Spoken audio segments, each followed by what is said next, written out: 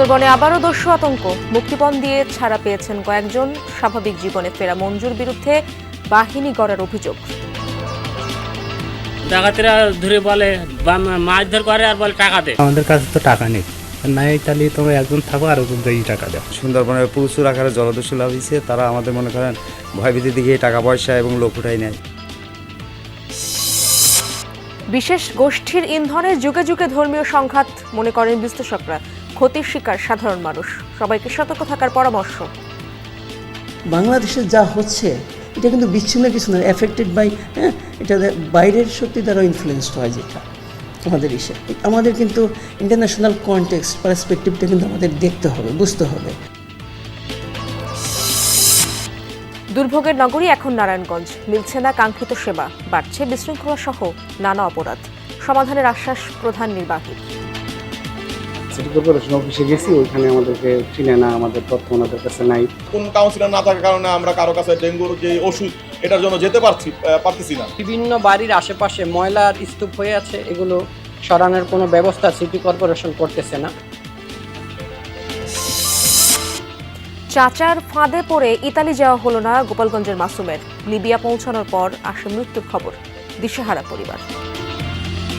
সন্তানটা কি গলা টিভি দিয়ে মারলো না নাতি দিয়ে মারলো না কি করলো এটুকু আমি জানি না। কয়েকটি বাদ দিতে কই নাহলে কিন্তু মারা যাবো, এই কয় তারপর কত কাম যে কইরে দিয়ে গেছে মনে করবেন এই আমার আপন চাচা কিভাবে করলাম এই ভাবি।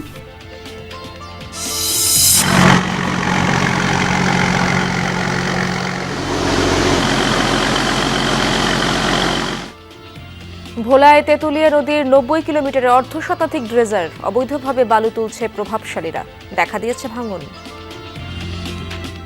আগে এই বালিগুলা দিনও কাটতো, এখন তো প্রশাসনের ভয়ে রাত্রে কাটে। বাড়ি ঘরতে কাছারে, নদীর কাছারে ভাঙ্গা চুরিয়া গেলে আমার ক্ষতি না।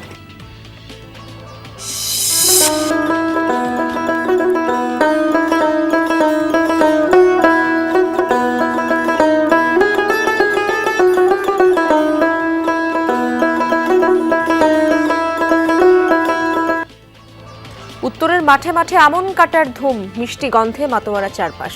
উৎপাদন খরচ বাড়তি হওয়ায় দুশ্চিন্তা। পুণ্যায় ডুবে গেল, হাট থেকে বীজ কিনে নিয়ে এলাম, আবার হাল চাষ দিয়ে আবার লাগাতে হলো। ওষুধের যে দাম, ধানের সেই ওষুধের দামই বেশি। ধানের দাম যদি বাড়তি না হয় তাহলে মনে করেন যে কোনো লাভ নেই।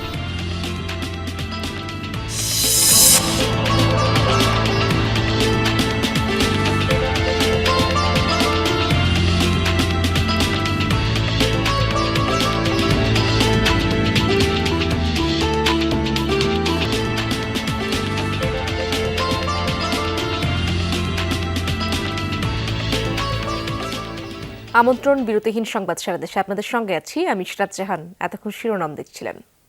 যমুনা টেলিভিশনের মধ্যস্থতায় দস্যু বাহিনীদের আত্মসমর্পণের পর দীর্ঘদিন শান্ত ছিল সুন্দরবন। উপকূলের মানুষের মাঝে ফিরেছিল স্বস্তি, তবে নতুনভাবে আবারও দস্যুতা ফিরেছে সুন্দরবনে। বনজীবীদের জিম্মি ও মুক্তিপণ আদায়ের ঘটনা ঘটছে প্রায়ই। বনজীবীদের মাঝে আবারও ছড়িয়েছে দস্যু আতঙ্ক। সাতক্ষীরাই সুন্দরবন ঘেঁষা মথুরাপুর এলাকার আবু বক্কার গাজী বনের ভেতর নদীখালে মাছ ধরে সংসার চালান। গত 11 নভেম্বর চুনকুড়ি নদীর তক্তাখালী খাল থেকে তাকে জিম্মি করে দস্যু বাহিনী, ছাড়া মিলেছে মুক্তিপণ দিয়ে। বললো যে টাকা দিতে হবে 20,000, মানে আমাদের কাছে তো টাকা নেই, নাই তাহলে তোমরা একজন থাকো আর একজনকে টাকা দাও। মানে আমরা একজন আসলো, এসে ওপরে এসে টাকা দিল, দেওয়ার পরে সন্ধ্যার সময় একটা নৌকা ধরে বলতেছে এইবার তুমি চলে যাও। মূলত কোন বাহিনীর লোক আপনার মনে হয়েছে? এখন এখানে ওপরে এসে মানুষের কাছে এবার বিবরণ দিয়েছি, এখন এরা বলতে চাচ্ছে যে মঞ্জু। দুটো অস্ত্র ছিল, ঘাড় ভাঙা অস্ত্র, গুলি ঠিক এরকম গুলি পুরীতে ঘাড় ভেঙে মারলে সারার মতন পড়ে। দস্যুদের হাতে থাকা অস্ত্রের বর্ণনা দিলেন হরিনগর গ্রামের মফিজুর রহমান গাজী। মাসখানেক আগে তাকে জিম্মি করে নতুনভাবে সুন্দরবনে দস্যুতায় ফেরা মঞ্জু। 5 দিন জিম্মি থাকার পর তারও মুক্তি মেলে টাকার বিনিময়েই। এরপর থেকে ভয়ে যাচ্ছেন না বনে। আমি দেখছি বাধা আর ডাকাত সব শহরের লোক, যা বলতে সব সাদাতে পৌঁছে যাচ্ছে, 1 সেকেন্ড দেরি আসছে না। আর যেগুলো আমরা তো লোক 5 দিন ছিলাম, তা ফোনের পরে ফোনের পর কোন দিক থেকে কোন ফার্স্টটা যাচ্ছে, কোন দিক থেকে কোন বাহিনী যাচ্ছে, সব নেটাও সাথে চলে যাচ্ছে। প্রায়ই এমন ঘটনা ঘটায় উপকূল জুড়ে আবারও ছড়িয়েছে আতঙ্ক। বনেও কম যাচ্ছেন বনজীবীরা। ডাকাতের জন্য যাইতে পারছি না। কি করছে ডাকাতরা? ডাকাতেরা ধরে বলে মাছ ধর করে আর বলে টাকা দে। সুন্দরবনে প্রচুর আকারে জলদস্যু লাভ হয়েছে, তারা আমাদের মনে করেন ভয়ভীতির দিকে টাকা পয়সা এবং লোক উঠাই নেয়, মাছ কাঁকড়া উঠাই নেয়। 2016 সালে অস্ত্র জমা দিয়ে আত্মসমর্পণ করেন মজনু। সুন্দরবনে তার পরিচিতি মঞ্জু নামেই। নতুন করে দস্যুতায় ফেরার পর বিপাকে পড়েছেন স্বাভাবিক জীবনে ফেরা বাকিরা। স্যালেন্ডার আসামি যেখানে নামিয়েছে নামার পর আমরা তো স্যালেন্ডার আসামি, আর আমাদেরকে এই সম্পর্কে আবার আমাদেরকে ধরি আবার যদি কোনো রকম কিছু করে এই ভয়তে আমরা জঙ্গলে প্রবেশ করতে পারতাম। এক একজন যদি 4-5টা করে মামলা চালায় তার স্যালেন্ডার হয়েও তো কোনো লাভ হলো না, এবং তার কোনো সাধারণ জীবনও এসে তো তার লাভ আসছে না, সে তো আবার তার থেকে যন্ত্রণায় ভুগতেছে। চলতি মাসের শুরুর দিকে অভিযান চালিয়ে দস্যু দলের হাত থেকে 10 বনজীবীকে উদ্ধার করে বন বিভাগ। কর্মকর্তারা বলছেন মঞ্জু, আলিম, মিলন 3 দস্যুকে শনাক্ত করা গেছে। বাড়ছে বনদস্যুদের সংখ্যা। মঞ্জুরুল, তারপরে মিলন এবং আলিফ নামে 3 ডাকাতের কথা এখন পর্যন্ত শোনা যাচ্ছে। আর আমাদের ক্ষেত্রে বড় সমস্যা যেটা হচ্ছে, আমরা স্থানীয় জনসাধারণ জেলে বাওয়ালিদের কাছে তথ্য পাচ্ছি না। আমরা কিন্তু এখন পর্যন্ত আমাদের তৎপরতা অব্যাহত রাখছি। সুন্দরবনকে দস্যু মুক্ত করতে শ্যামনগর উপজেলায় মানববন্ধন করেছেন বনজীবীরা। সরকারের বিভিন্ন দপ্তরে স্মারকলিপিও প্রদান করেন তারা। আকরামুল ইসলাম, যমুনা নিউজ, সাতক্ষীরা। আইনজীবী হত্যার বিচার ও সম্প্রীতির দেশ গড়ার আহ্বান জানিয়ে মানববন্ধন করেছে জাহাঙ্গীরনগর বিশ্ববিদ্যালয়ের শিক্ষার্থীরা। দুপুরে ক্যাম্পাসের শহীদ মিনার এলাকায় জাহাঙ্গীরনগর সাংস্কৃতিক জোটের ব্যানারে মানববন্ধন অনুষ্ঠিত হয়। এতে বক্তারা চট্টগ্রামে আইনজীবী সাইফুল হত্যার বিচার দাবি করেন। কেউ যাতে সাম্প্রদায়িক দাঙ্গা উস্কে দিতে না পারে সে বিষয়ে সবাইকে সচেতন হওয়ারও আহ্বান জানান তারা। সম্প্রীতির দেশ গড়ার বার্তা দিতেই এমন উদ্যোগ বলে জানান আয়োজকরা। আইনজীবী সাইফুল ইসলাম হত্যার প্রতিবাদে যাত্রাবাড়িতেও বিক্ষোভ সমাবেশ ও মানববন্ধন করেছে বিভিন্ন মাদ্রাসা ও শিক্ষা প্রতিষ্ঠানের শিক্ষার্থীরা। দুপুরে বৈষম্য বিরোধী ছাত্র আন্দোলনের ব্যানারে বিক্ষোভ সমাবেশ অনুষ্ঠিত হয়। অংশ নেয় ড্যামরা, কদমতলী ও যাত্রাবাড়ির বিভিন্ন মাদ্রাসা ও শিক্ষা প্রতিষ্ঠানের শিক্ষার্থীরা। বক্তারা বলেন, বিদেশে বসে দেশকে অস্থিতিশীল করার অপচেষ্টা চালাচ্ছে একটি গোষ্ঠী। সাইফুল হত্যায় জড়িত সকলের দ্রুত আইনের আওতায় এনে দৃষ্টান্তমূলক শাস্তির দাবি জানান তারা। সমাবেশে বৈষম্য বিরোধী ছাত্র আন্দোলনের কেন্দ্রীয় সমন্বয়ক মাহিন সরকার সহ অন্যরা উপস্থিত ছিলেন। ধর্মীয় সংঘাত সাধারণ মানুষ তৈরি করে না, বিশেষ গোষ্ঠীর ইন্ধনের সৃষ্টি মনে করেন বিশ্লেষকরা। তারা বলেন, ইতিহাসের সব সংঘাতেই ফায়দা লুটেছে এলিটরা, অথচ সংঘাত সহিংসতায় ক্ষয়ক্ষতির শিকার হয়েছেন সাধারণ মানুষ। তাই ধর্ম ব্যবহার করে রাজনৈতিক সুবিধা আদায়ের কৌশল সম্পর্কে মানুষকে সজাগ থাকার আহ্বান জানান তারা। এশিয়ার এই অঞ্চলের মানুষের ধর্মীয় অনুরাগ তুলনামূলকভাবে বেশি, হোক সে মুসলিম, সনাতন কিংবা বৌদ্ধ ধর্মের। তবে ধর্মজ্ঞানের স্বল্পতা কখনো কখনো ধর্মান্ধতায় পৌঁছায়। স্পর্শকাতর বিষয়ের এই সুযোগটি কাজে লাগায় কোনো কোনো গোষ্ঠী। 5 আগস্টের পর হঠাৎ মাথাচাড়া দেয় বিভিন্ন শ্রেণী পেশার আন্দোলন। প্রাতিষ্ঠানিক দাবি, পেশাজীবীদের সুবিধা বৃদ্ধি, শিক্ষার্থীদের দাবির সাথে যোগ হয় ধর্মীয় ব্যানারে মর্যাদার লড়াই। এসবের মাঝে একটি মামলায় গ্রেফতার হন সম্মিলিত সনাতনী জাগরণ জোটের মুখপাত্র চিন্ময় কৃষ্ণ দাস। এতে ক্ষোভের সৃষ্টি হয়। নির্মমভাবে হত্যার শিকার হন আইনজীবী সাইফুল ইসলাম। আমাদের যে হিন্দু ধর্মাবলম্বী যে ভাইয়েরা তারাও তো বাংলাদেশ, তারা কখনো চাবে না যে দেশে একটা অস্থিতিশীল পরিস্থিতি হোক, কারণ তারাই এই দেশে থাকে, এই দেশে বড় হয়েছে। অস্থিতিশীল পরিস্থিতি হচ্ছে তাদেরও ক্ষতি। তো আমাদের উচিত যে বিষয়টা এখন ধৈর্য ধরা। সাধারণ মানুষকে এই অস্থিরতা কি চায়? সবাই চায় শান্তিপূর্ণ দেশ, সবাই শান্তিতে থাকতে চায়। আসলে কে দোষী সেইটা বের করলে, তাদেরকে শাস্তি দিলে দেখা যাবে যে সাধারণ জনগণ তখন আর এটা নিয়ে উদ্বিগ্ন থাকবে না।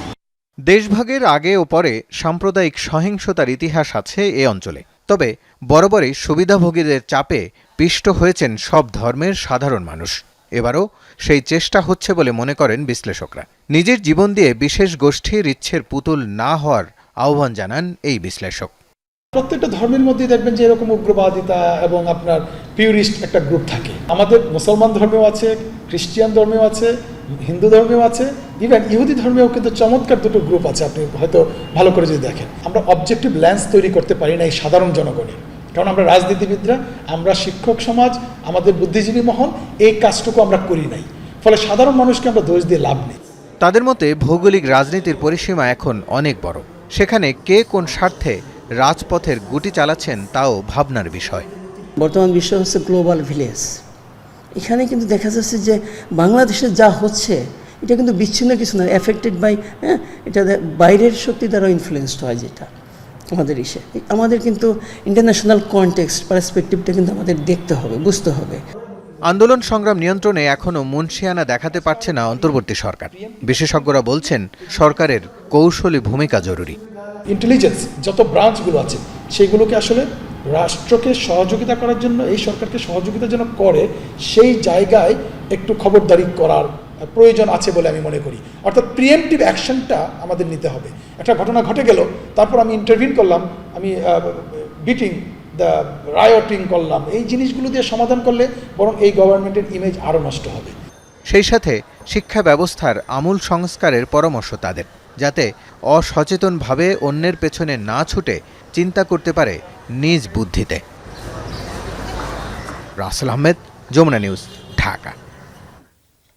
শেরপুর সদরে দোজা পীরের দরবারে হামলা, ভাঙচুর ও অগ্নিসংযোগের ঘটনা ঘটেছে। পুলিশ জানায়, দরবার শরীফে অনৈতিক কাজের অভিযোগ তুলে তা বন্ধের দাবি ছিল মুর্শিদপুর গ্রামবাসী সহ স্থানীয় কওমি মাদ্রাসার শিক্ষক শিক্ষার্থীদের। এ নিয়ে মঙ্গলবার পীরের অনুসারীদের সাথে গ্রামবাসীর সংঘর্ষ হয়। এতে আহত হয় কয়েকজন গ্রামবাসী। তাদের মধ্যে বুধবার হাফেজ নামে একজন নিহত হয়। আজ সকালে তার জানাজা শেষে পীরের দরবারে হামলা, ভাঙচুর, অগ্নিসংযোগ করে উত্তেজিত জনতা, চালানো হয় লুটপাটও। এলাকায় থমথমে অবস্থা বিরাজ করছে, জোরদার আছে নিরাপত্তাও।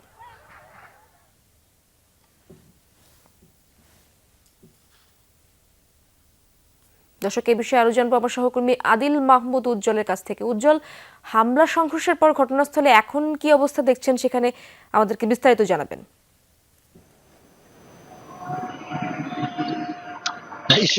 আপনি যেমনটি বলছিলেন, আসলে আজকে সকাল থেকেই কিন্তু বেশ উত্তপ্ত হয়েছিল এই লসমপুর ইউনিয়নের যে মুর্শিদপুর দরবার শরীফ আছে সেই এলাকাটি।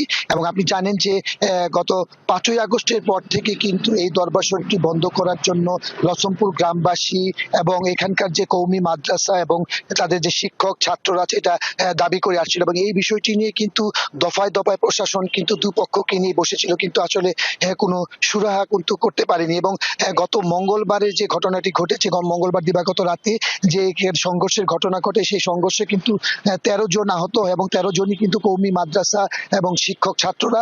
এবং এখান থেকে কিন্তু গতকাল ভোরে কিন্তু যে হাফেজ মিয়া যিনি আহত অবস্থায় ঢাকায় ছিলেন তিনি কিন্তু মারা যাওয়ার পর আজকে ছিল তার সেই নামাজের জানাজার পর থেকেই কিন্তু আজকে উত্তপ্ত হয়ে ওঠে এবং এই পীর দরবার শরীফে কিন্তু হামলার ঘটনা ঘটে। এবং এখানে কিন্তু র্যাব, পুলিশ, সেনাবাহিনীর পাশাপাশি বিজিবিও কিন্তু মোতায়েন ছিল, কিন্তু কোনোভাবে কিন্তু হাজার হাজার লোকদেরকে আটকানো সম্ভব হয়নি। এবং সকাল থেকেই কিন্তু এখানে প্রচুর ভাঙচুর, অগ্নিসংযোগ এবং লুটপাটের ঘটনা ঘটে এবং যে যেখানে যেমন পেয়েছে সেখানে কিন্তু আগুন ধরিয়ে দিয়েছে। এবং এখন পর্যন্ত কিন্তু সেখানে আসলে প্রশাসনের লোকজন কিন্তু নেই, তারাও কিন্তু চলে এসেছে। এখন পর্যন্ত সেখানে থমথমে অবস্থা বিরাজ করছে এবং এই বিষয়টি কিন্তু এই পুরো জামালপুর শেরপুরে যে সড়ক, কুসুমাটি সড়কটি কিন্তু বিকাল 3টা পর্যন্ত বন্ধ ছিল, এখনো অবস্থা থমথমে অবস্থা আছে। ইশরাত। উজ্জ্বল, ধন্যবাদ আপনাকে। গাজীপুরের কালিয়াকৈরে বকেয়া বেতনের দাবিতে মহাসড়ক অবরোধ করে রেখেছে মাহমুদ জিন্স কারখানার শ্রমিকরা। শিল্প পুলিশ জানায়, সকাল 9টায় ঢাকা টাঙ্গাইল মহাসড়কের চন্দ্রায় অবস্থান নেয় তারা। এতে বন্ধ রয়েছে যানবাহন চলাচল। ভোগান্তিতে পড়েছেন যাত্রী চালকরা। তারা বিকল্প সড়ক ব্যবহার করে রাজধানীতে আসা যাওয়া করছেন। শ্রমিকদের দাবি, 28 নভেম্বরের মধ্যে বকেয়া পরিশোধের আশ্বাস দিয়ে 10 অক্টোবর কারখানা বন্ধ ঘোষণা করে মালিকপক্ষ, তবে কথা রাখেননি তারা। তাই দাবি আদায়ে সড়কে নেমেছেন শ্রমিকরা।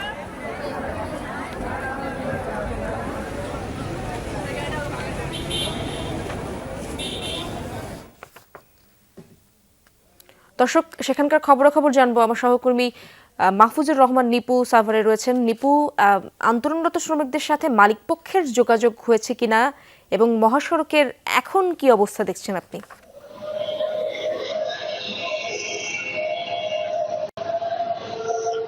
ইসরাত, আসলে যদি এক ছোট করে বলতে চাই, এখনো পর্যন্ত মালিক পক্ষর সঙ্গে শ্রমিকদের সুরাহা সেটি কিন্তু হয়নি। শ্রমিকরা এখনো চন্দ্রার অবস্থান করছেন।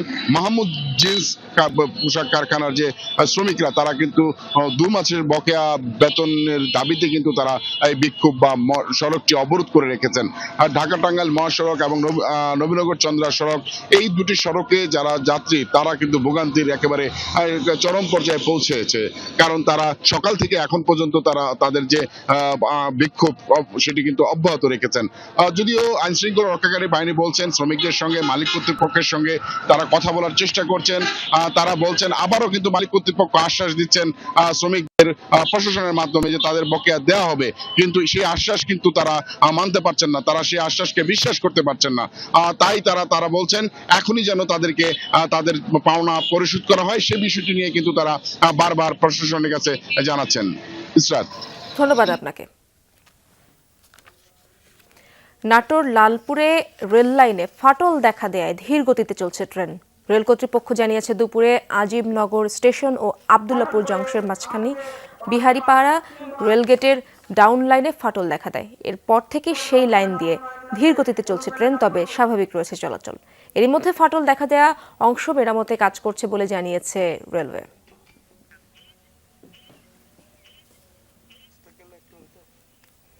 পাঁচ জেলায় সড়ক দুর্ঘটনায় প্রাণ হারিয়েছেন 5 জন। সকালে পটুয়াখালীতে ট্রাক চাপায় প্রাণ হারান তরিকুল ইসলাম নামের এক মোটরসাইকেল আরোহী। তরিকুল গলাচিপা উপজেলা ছাত্রদলের সদস্য বলে জানিয়েছে পরিবার। ঘটনার প্রতিবাদে ট্রাকে আগুন দেয় বিক্ষুব্ধ জনতা।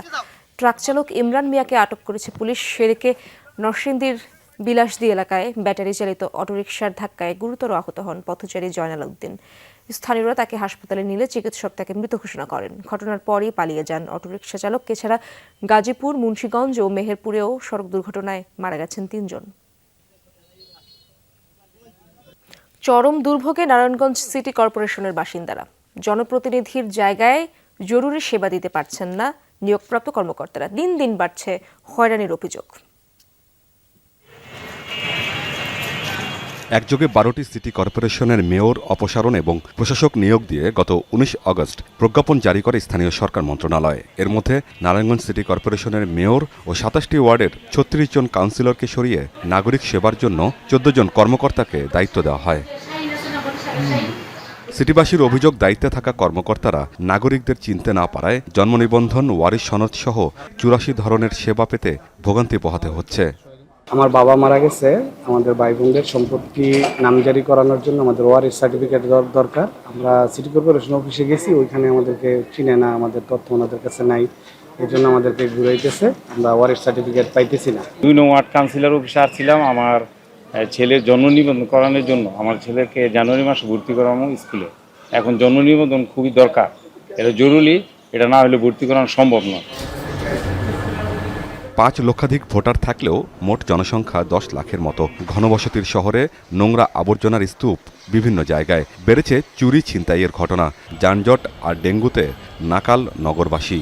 কারণ ডেঙ্গুর ওষুধ দেওয়া হচ্ছে না, কারণ কোন কাউন্সিলর না থাকার কারণে আমরা কারো কাছে ডেঙ্গুর যে ওষুধ এটার জন্য যেতে পারতেছি না। বিভিন্ন বাড়ির আশেপাশে ময়লার স্তূপ হয়ে আছে, এগুলো সরানোর কোনো ব্যবস্থা সিটি কর্পোরেশন করতেছে না।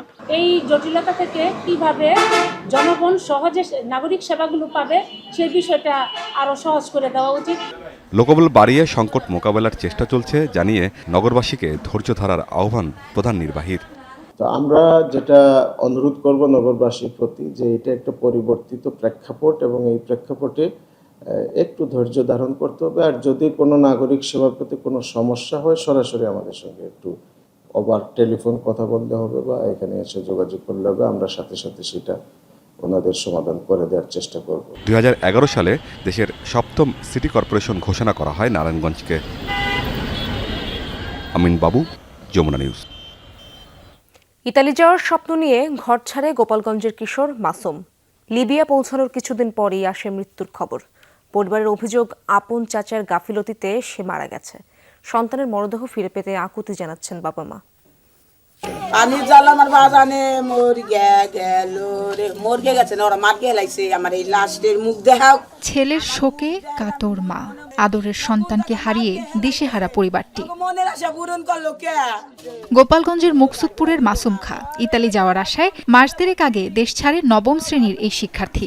লিবিয়া হয়ে সমুদ্র পাড়ি দিয়ে ইতালি যেতে আপন চাচাকে দিয়েছে 12 লাখ টাকা। একইভাবে ইতালি গেছে মাসুমের বড় ভাই। ভাগ্য গড়তে মাসুমও রওনা হন সেই পথে। পরিবারের অভিযোগ, লিবিয়া গিয়ে অসুস্থ হয়ে পড়ে মাসুম। সেখানে পর্যাপ্ত খাবার ও চিকিৎসা না দেয়ায় মারা যায় ছেলেটি। আদম ব্যবসায়ী চাচা নাসির খাকেও দায়ী করছেন তারা। ভালো সন্তানটা কি হয়ে গেছে এইটুকু আমি জানি না। আমার সন্তানটা কি গলা টিপি দিয়ে মারলো না নাতি দিয়ে মারলো না কি করলো এইটুকু আমি জানি না। আমার ভাইটা যে এত ভালো এমন কোনো মানুষ না ওর জন্য কান্না করছে। সবার মনে করুন আমার কাকার, এই কাকার কত কাম যে কইরে দিয়ে গেছে মনে করবেন এই আমার আপন চাচা কিভাবে করলাম এই ভাবি।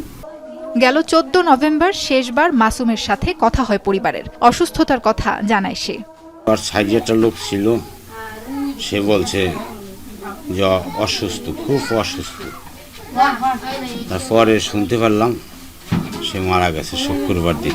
কয় কি বাদ দিতে কই নালে কিন্তু মারা যাবো এই কয়। ফোন দিছে টনসার ফুলা গলায় গামছা পেছানো, পরে কয় কি ভাবি মার কাছে ফোন দাও। মানে দাঁড়ানো ছিল নিচে বসে বসছে মোবাইল নিয়ে, বমি করতে করতে 2 বার করে বমি করছে। ভাতিজাকে বিদেশে পাঠানো ও মৃত্যুর বিষয়টি স্বীকার করেছেন চাচা নাসির খা। তার দাবি ঝুঁকি নিয়ে হাসপাতালে ভর্তি করা হলেও বাঁচানো যায়নি মাসুমকে।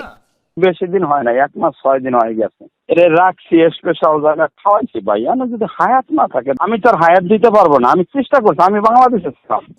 অভিযোগের ভিত্তিতে আইনগত ব্যবস্থা নেওয়ার আশ্বাস পুলিশের। সন্তানের মরদেহ ফেরত পেতে আকুতি জানিয়েছে পরিবারের সদস্যরা। সেই সাথে দোষীদের শাস্তি চায় তারা। সাবরিনা লিজা, যমুনা নিউজ। মাদারীপুরের কালকিনি থেকে পরিত্যক্ত অবস্থায় 12টি হাত বোমা উদ্ধার করেছে পুলিশ।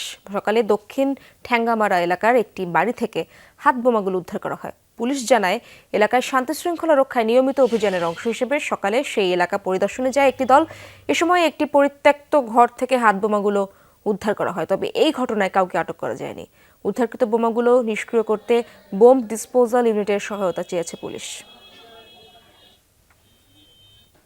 শরীয়তপুরে জব্দকৃত 9000 কেজি পলিথিন কেটে ব্যবহারের অনুপযোগী করে নিলামের মাধ্যমে বিক্রি করেছে পরিবেশ অধিদপ্তর। সকালে এসব পলিথিন হস্তান্তর প্রক্রিয়া শুরু হয়। জেলা পরিবেশ অধিদপ্তর জানায়, গত 2 অর্থ বছরে অভিযানের মাধ্যমে এসব পলিথিন জব্দ করা হয়। চট্টগ্রামে একটি প্যাকেজিং প্রতিষ্ঠানের কাছে নিলামের মাধ্যমে 60 টাকা কেজি দরে বিক্রি করা হয় জব্দকৃত পলিথিন। রিসাইকেলের মাধ্যমে পলিথিনগুলো পরিবেশ উপযোগী প্লাস্টিক দ্রব্য তৈরির শর্তে ঠিকাদারি প্রতিষ্ঠানকে দেওয়া হচ্ছে বলেও জানায় পরিবেশ অধিদপ্তর।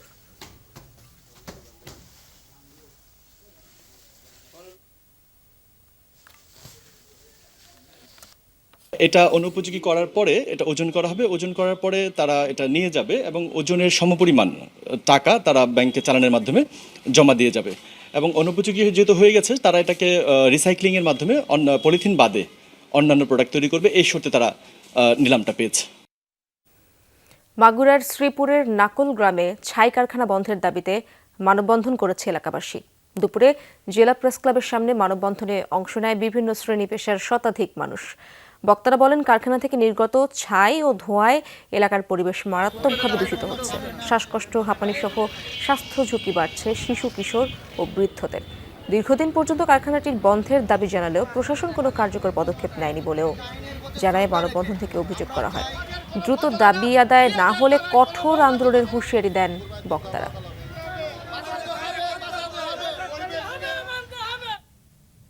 ভোলার তেঁতুলিয়া নদীতে 1/2 ড্রেজার বসিয়ে অবৈধভাবে চলছে বালু উত্তোলন, যার প্রভাবে তীরবর্তী এলাকায় দেখা দিয়েছে ভাঙন। হুমকিতে ফসলি জমি ও বসতঘর। স্থানীয়দের অভিযোগ, প্রভাবশালী সিন্ডিকেট এতে জড়িত। অভিযান জোরদারের আশ্বাস প্রশাসনের। তেঁতুলিয়া নদীর বুকে বালু খেকোদের থাবা। দিনরাত এভাবেই চলছে অবৈধভাবে বালু উত্তোলন। ভোলা সদরের ভেদুরিয়া থেকে চর ফ্যাশনের নজরুলনগর ইউনিয়ন। তেঁতুলিয়া নদীর প্রায় 90 কিলোমিটার এলাকা। বসানো হয়েছে 1/2 ড্রেজার। উত্তোলন করা বালু ভোলাসহ যাচ্ছে বরিশাল সহ আশপাশের জেলায়। স্থানীয়দের অভিযোগ, এসবের নেপথ্যে প্রভাবশালী সিন্ডিকেট। নতুন নতুন চর পরে বালি দিয়ে পরে, ঠিক আছে, সেই বালিগুলো তারা কাইটা নতুন চরটা তার পরে না, বুঝছেন, তখন অনেক খারি হয়ে যায়। আগে এই বালিগুলা দিনও কাটতো, এখন তো প্রশাসনের ভয়ে রাত্রে কাটে। এভাবে অপরিকল্পিতভাবে প্রতিনিয়ত বালু তোলার প্রভাব পড়েছে নদী পাড়ের জনপদে। দেখা দিয়েছে ভাঙন, হুমকির মুখে ফসলি জমি ও বসতঘর। বাড়ি ঘরতে কাছারে, নদীর কাছারে ভাঙ্গা চুরিয়া গেলে আমার ক্ষতি না। অবৈধভাবে বালু উত্তোলনের ফলে নদীর গতিপথ পরিবর্তন হয়, ফলে নদীর ভাঙন সৃষ্টি হয়। ভাঙন সৃষ্টির ফলে জীববৈচিত্র্য ক্ষতিগ্রস্ত হয়, জলবায়ু প্রভাব সৃষ্টি হয়। ঘটনাস্থলে যমুনা টিভির ক্যামেরা দেখেই ড্রেজার আর বাল্কহেড নিয়ে সটকে পড়ার চেষ্টা করে অনেকেই। পরে কথা হয় কয়েকজন শ্রমিকের সাথে। নদী থেকে চলে আসলেন কেন? ওই যে আমাকে ভোটের টাকা পেয়ে বেকার আসলে আমরা রাত্রে বালু কাটি, আমরা সরকারি সাইড থেকে বালু কাটি, এসআর বালু কাটি। আমার বাড়ি সে আমতলি বরগুনা, আর আমি সরছি বরিশাল যা, হ্যাঁ আবার কাল বরিশাল আমার লইছে। জেলা প্রশাসক জানালেন, নদীতে নিয়মিত অভিযান চলছে, আইনের আওতায় আনা হচ্ছে জড়িতদের। কঠোর হস্তে আমি চেষ্টা করব বালু তোলা বন্ধ করার জন্য, এবং আমি ইতিমধ্যেই আমাদের নির্বাহী এক্সিকিউটিভ ম্যাজিস্ট্রেটদেরকে আমি নির্দেশ দিয়েছি, তারা মাঠে থাকবে এবং নদীতে আছেন। গেল 1 মাসে কয়েক দফা অভিযানে 5 লাখ টাকা জরিমানা করা হয়েছেও বলে জানিয়েছে প্রশাসন। Obaidur Rahman, Jamuna News. GPH Quantum B600TR বাংলাদেশের উচ্চ শক্তি সম্পন্ন একমাত্র রড। উত্তরে চলছে আমন ধান কাটা মারাই। ফলন ঘরে তুলতে ব্যস্ত সময় পার করছেন চাষিরা। নতুন ফলন পেয়ে খুশি কৃষক, তবে বাড়তি উৎপাদন খরচের কারণে লাভ লোকসান নিয়ে শঙ্কা তাদের।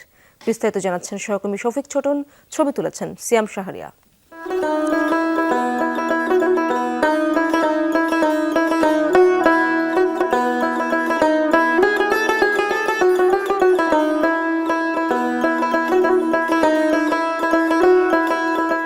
হেমন্তের সকালে কুয়াশার চাদরাচ্ছন্ন প্রকৃতি, অগ্রহায়ণ ডেকে এনেছে খুশির বার্তা। মিষ্টি রোদ গায়ে মেখে মাঠে আমন ধান কাটায় ব্যস্ত কৃষক। নতুন ধানের মিষ্টি ঘ্রাণ ছড়িয়ে পড়েছে সবখানে। পাকা ধান কেটে উঠানে এনে চলছে মারাই। নওগাঁর চাষিরা বলছেন, চলতি মৌসুমে ফলন ভালো হয়েছে, ঘরে ঘরে চলছে নবান্ন উৎসব। কাটা মারা হচ্ছে, লবণ্য হচ্ছে, খাওয়া পড়ায় লাই হচ্ছে, এটা আনন্দ।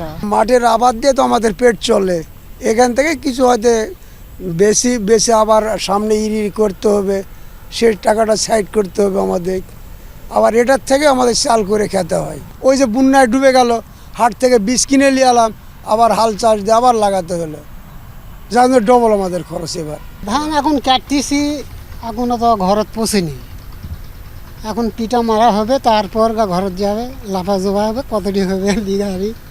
চাষিরা প্রতি বিঘায় ফলন পাচ্ছেন 18 থেকে 20 মন। বিপরীতে উৎপাদন খরচ হয়েছে 15 থেকে 16,000 টাকা। হাল ও সার কীটনাশকে গুনতে হয়েছে বাড়তি খরচ। তাই ন্যায্য দর নিয়ে বরাবরের মতোই দেখা দিয়েছে শঙ্কা। 49, 51, আতব এগুলো ধান আমরা লাগাইছি। ধানও ভালো হয়েছে, আশা করা যায় ফলনও মোটামুটি ভালো আসবে আমাদের। কাটতে 5,000, হাল বতে গেল 1600, লাগাতে 2,500, 2বার 4বারকে ওষুধ দিতে হয়। ওষুধের যে দাম, ধানের সেই ওষুধের দামই বেশি। আকাশে বৃষ্টি বেশি হয়েছে, হওয়ার জন্য নিচা জমির ধান পড়ে গেছে, উপরে জমির ধান হয়েছে, ভালো ধান হয়েছে। ধানের দাম যদি বাড়তি না হয় তাহলে মনে করেন যে কোনো লাভ নাই, এতে আরো লস। কৃষি বিভাগের দাবি, বালাই দমন ও সঠিক পরিচর্যায় আমনের ফলন ভালো হয়েছে। হাটগুলোতে ধানের চাহিদা থাকায় লাভবান হবেন কৃষক। সেচ খরচটা কম লেগেছে এবং অন্য অনুকূল আবহাওয়া থাকার কারণে আমরা আমন থেকে একটা বাম্পার ফলন পাবো। 7 দিন আমাদের ধান পরিপক্কতায় লেট হয়েছে, এই লেটের কারণে হয়তো আমাদের রবি শস্য 7 দিন আমাদের পিছিয়ে গেছে। চলতি মৌসুমে উত্তরের জেলাগুলোতে প্রায় 30,000 হেক্টর জমিতে আমন ধানের চাষ হয়েছে। মাঠ থেকে চাষিদের উঠান পর্যন্ত আমন ধান কাটা মারাইয়ের উৎসব ছড়িয়ে পড়েছে। এবার চাষাবাদে নানা প্রতিকূলতা মোকাবেলা করতে হয়েছে কৃষককে। এখন বড় চ্যালেঞ্জ ফলনের ন্যায্য বাজার দর নিশ্চিত করা। সেই চ্যালেঞ্জ মোকাবেলায় সরকারকে বাজার তদারকি সহ প্রয়োজনীয় কার্যকর পদক্ষেপ নিতে হবে বলছেন চাষিরা। শফিক ছোটন, যমুনা নিউজ, নওগাঁ।